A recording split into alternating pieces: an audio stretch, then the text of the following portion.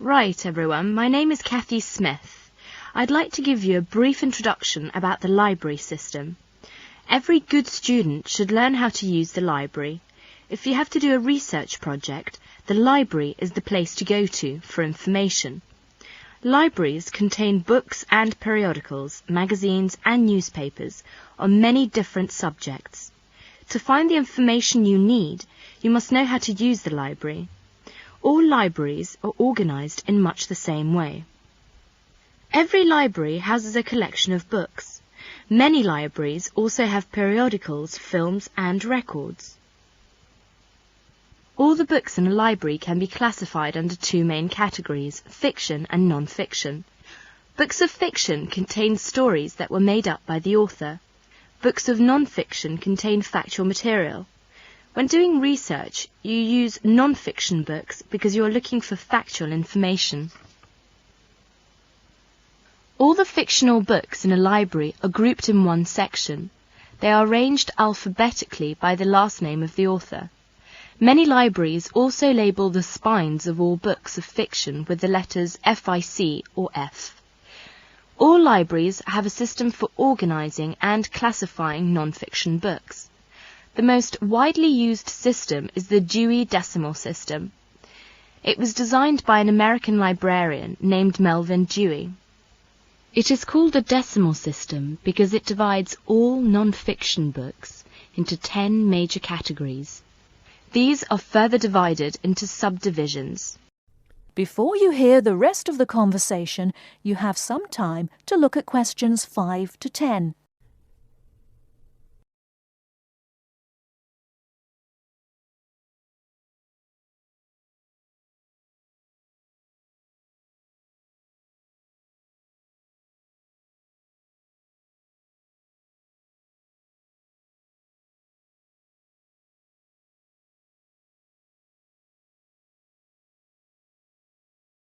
Now listen and answer questions 5 to 10. For example, all science books are numbered from 500 through 599. Each different field of science has a number within the 500 category. For example, astronomy is 520 and chemistry is 540. The Dewey Decimal System provides a category for every type of non-fiction book. The best way to locate a book in the library is to use the card catalogue. The card catalogue is an index of all the books in the library. Information about a book is listed on cards. All the cards are filed alphabetically and stored in drawers in large cabinets. The card catalogue can help you locate a particular book, a book on a certain subject, or a book by a particular author. In the card catalogue, each book has 3 cards, an author card, a title card and a subject card. The author card is alphabetized under the author's name. The title card is filed alphabetically according to the title of the book. The subject card is filed alphabetically under the name of the subject of the book. In many university libraries, they use their own Biblitus cataloguing system or the microfiche system. Both of them list publications under author and title, and both are very easy to use. Now let us see the reference books. We all know that reference books make up an important part of a library's non-fiction books collection. They contain facts and information about any subject you can think of. Reference books are not meant to be read from cover to cover. You should use them when you want important facts and information about a particular subject. Let's see some major types of reference books. First, dictionaries. Dictionaries are books that list and give the meanings of the words in a language. They also give the pronunciation of words in a dictionary which are listed alphabetically. Second is encyclopedias. Encyclopedias are reference books that provide factual information about people, events, places and subjects of lasting interest. Each article is written by a specialist on the topic being discussed. An encyclopedia usually consists of a number of books arranged in a set. The volumes are arranged in alphabetical order according to the topic of each article. Letters are stamped on the spine of each volume to indicate the alphabetical rang of the topics in each volume. For instance, if you wanted to find information about the moon, you would look in volume 8 of the encyclopedia pictured here. Next is atlases. An atlas is a book of maps. It may contain many different kinds of maps. The maps in an atlas are often arranged alphabetically by country or continent. Almanacs are also a type of reference books.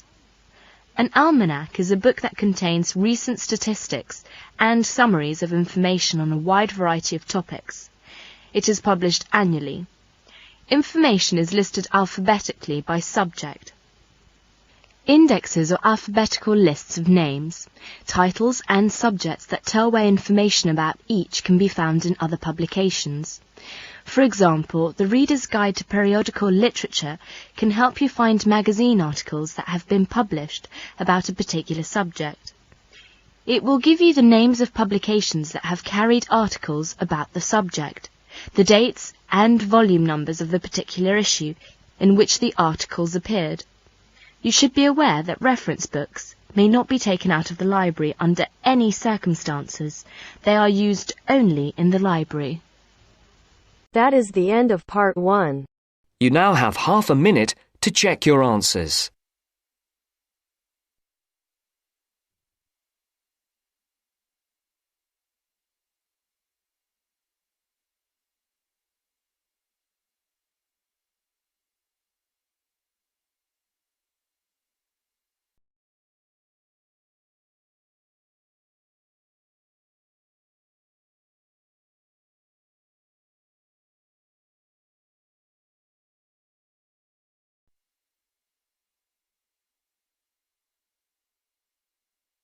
Now turns to part 2. Part 2. Section 2. You are going to hear a lecture about dining services. First, you have some time to look at questions 11 to 14.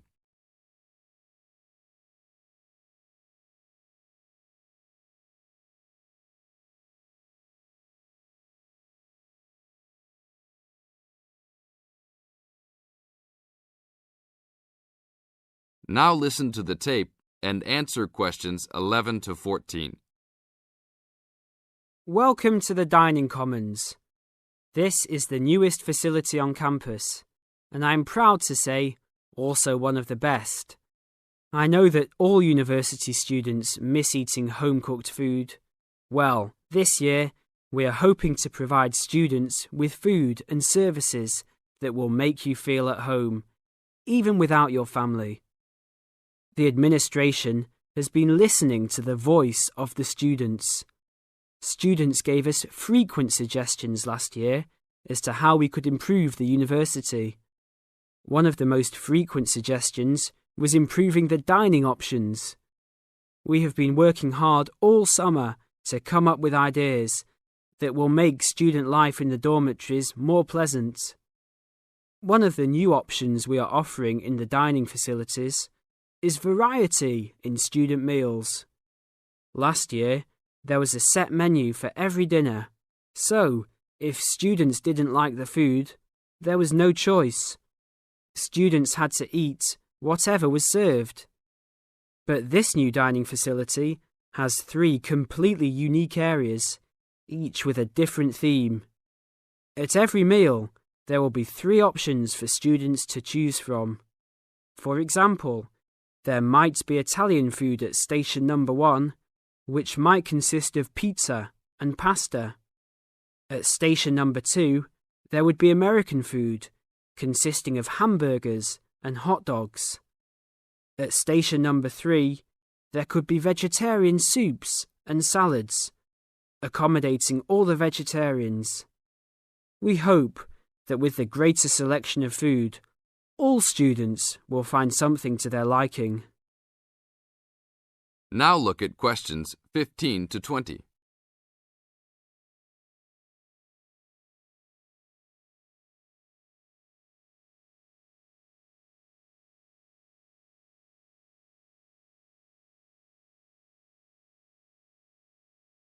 Now listen to the tape and answer questions 15 to 20. Not only will students have more options, the food will also be better. Each section of the facility will have a head chef. These are real chefs that have been trained in culinary school and have been hired specifically by the school to work in the dining facilities. All of the chefs have a speciality. The school is hoping that these chefs will prepare better tasting and more nutritious food. Every student will be able to make suggestions and also give their input as to which menus taste better. Last year, many students complained that the dining facilities didn't have very convenient hours. This year, we hope to change that. We will open for breakfast at 6 a.m. to accommodate all the early risers. In the evenings, we will open until midnight for all the students that like to go for a late night snack. The afternoons will still remain closed, but we will have a student store open that will provide all students with drinks and fruit. The student store will be open every day from 2 p.m. to 5 p.m. Every student that has paid full tuition and dormitory fees has already paid for their dining facility fees. Students can eat at any time and in any amount for free. If you are a student that does not live in a dormitory, you can still purchase a dining facility card. This card will entitle you to the full services of the dining facility. This card is available only for students and is not open to the general public. If you are not a student and wish to dine here, you must purchase meals at the door. There are a few rules to follow. Even though we do not limit the amount of food that can be taken, we do not want students to waste food. Please do not take more than you can eat. Also, every student must clean his or her own trays and plates. We will provide plates and trays for student use, but please do not abuse these items. Please do not leave your plates on the tables. Your parents are not here to clean up after you anymore, so I hope all students will be responsible. Thank you for your attention and enjoy the upcoming year. That is the end of part 2. You now have half a minute to check your answers.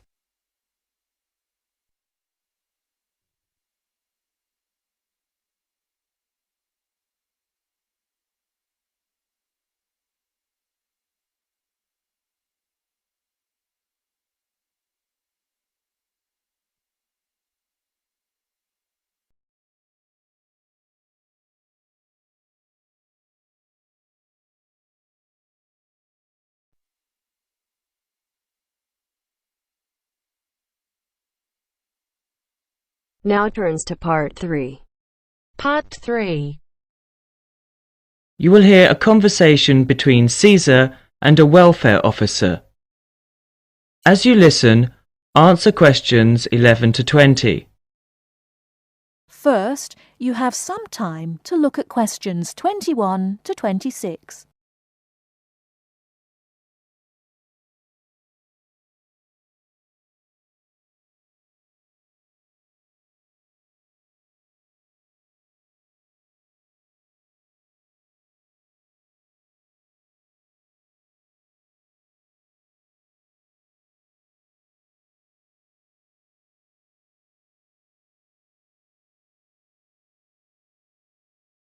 Now listen carefully and answer questions 21 to 26.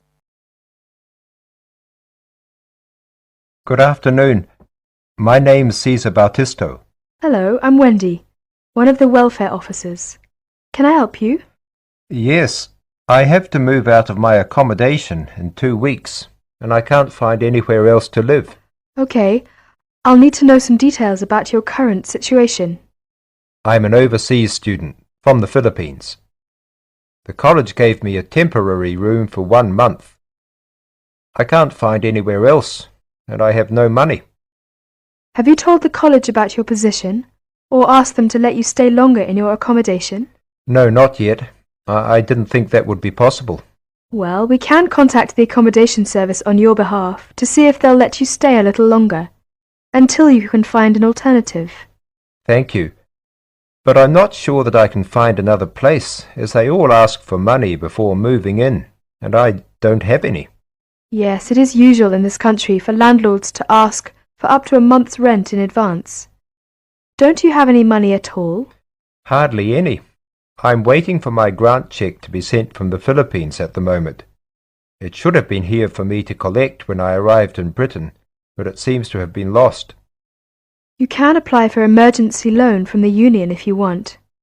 The loan can be for up to £200, and we ask for a post-dated cheque for the same amount to be given to us, so that we can recover the money once you receive your grant cheque. That would be very good.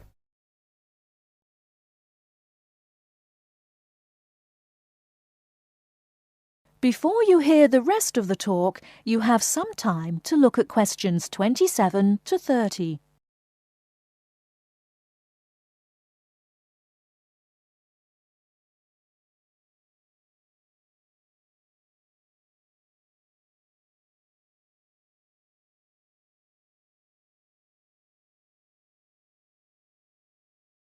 Now listen and answer questions 27 to 30. I'll apply, but I'm still worried about how to find new accommodation. As I said earlier, we can ask the college to extend the time you're allowed to stay in your present accommodation. They may refuse, of course. Then what will happen? If the worst comes to the worst, the union may be able to provide some very short-term emergency accommodation. If you want me to, I'll contact one or two of the addresses on the notice board and arrange for you to visit them. But what if they ask me for the rent in advance? I only have £90 left, and I need that for food and books. It'll be all right. By the time they actually need the money, we'll have your emergency loan ready. Just fill in this application form and write me a cheque for £200, please, payable to the student union. Right, I'll do that. Thank you very much for your help. I'm feeling more optimistic now.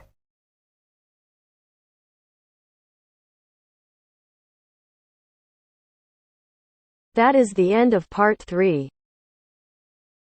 You now have half a minute to check your answers.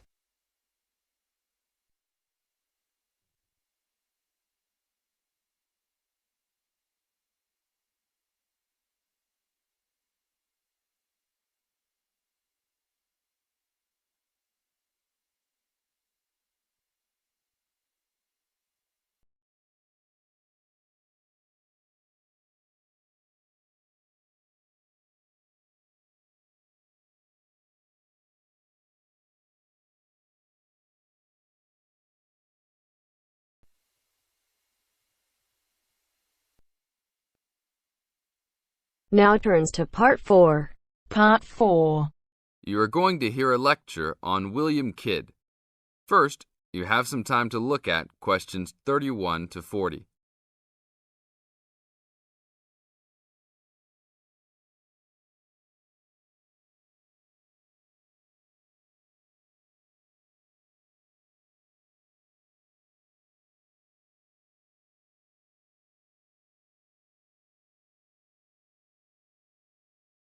Now listen to the tape and answer the questions. A Pirate Story, William Kidd. William Kidd, who is better known by the name Captain Kidd, was a 17th century British privateer and semi-legendary pirate who became celebrated in English literature as one of the most colourful outlaws of all time. Fortune seekers have hunted his buried treasure in vain through succeeding centuries. Kidd's early career is obscure. It is believed he went to sea as a youth. After 1689, he was sailing as a legitimate privateer for Great Britain against the French in the West Indies and off the coast of North America. In 1690, he was an established sea captain and shipowner in New York City, where he owned property. At various times he was dispatched by both New York and Massachusetts to rid the coast of enemy privateers. In London in 1695, he received a royal commission to apprehend pirates who molested the ships of the East India Company in the Red Sea and in the Indian Ocean. Kidd sailed from Deptford on his ship, the Adventure Galley, on February 27, 1696, called at Plymouth, and arrived at New York City on July 4th to take on more men. Avoiding the normal pirate haunts, he arrived by February 1697 at the Comoro Islands off East Africa. It was apparently some time after his arrival there that Kidd, still without having taken a prize ship, decided to turn to piracy. In August 1697, he made an unsuccessful attack on ships sailing with Mocha coffee from Yemen, but later took several small ships. His refusal 2 months later to attack a Dutch ship nearly brought his crew to mutiny, and in an angry exchange, Kidd mortally wounded his gunner, William Moore. Kidd took his most valuable prize, the Armenian ship Quedda Merchant, in January 1698, and scuttled his own unseaworthy Adventure Galley. When he reached Anguilla in the West Indies, April 1699, he learnt that he had been denounced as a pirate. He left the Quedda Merchant at the island of Hispaniola, where the ship was possibly scuttled. In any case, it disappeared with its questionable booty, and sailed in a newly purchased ship, the Antonio, to New York City, where he tried to persuade the Earl of Bellamont, then colonial governor of New York, of his innocence. Bellamont, however, sent him to England for trial, and he was found guilty, May 8th and 9th, 1701, of the murder of Moore and on 5 indictments of piracy. Important evidence concerning 2 of the piracy cases was suppressed at the trial, and some observers later questioned whether the evidence was sufficient for a guilty verdict. Kidd was hanged, and some of his treasure was recovered from Gardiner's Island off Long Island. Proceeds from his effects and goods taken from the Antonio were donated to charity. In years that followed, the name of Captain Kidd has become inseparable from the romanticized concept of the swashbuckling pirate of Western fiction. Among other stories concerning caches of treasure he supposedly buried is Edgar Allan Poe's The Gold Bug. That is the end of part 4. You now have half a minute to check your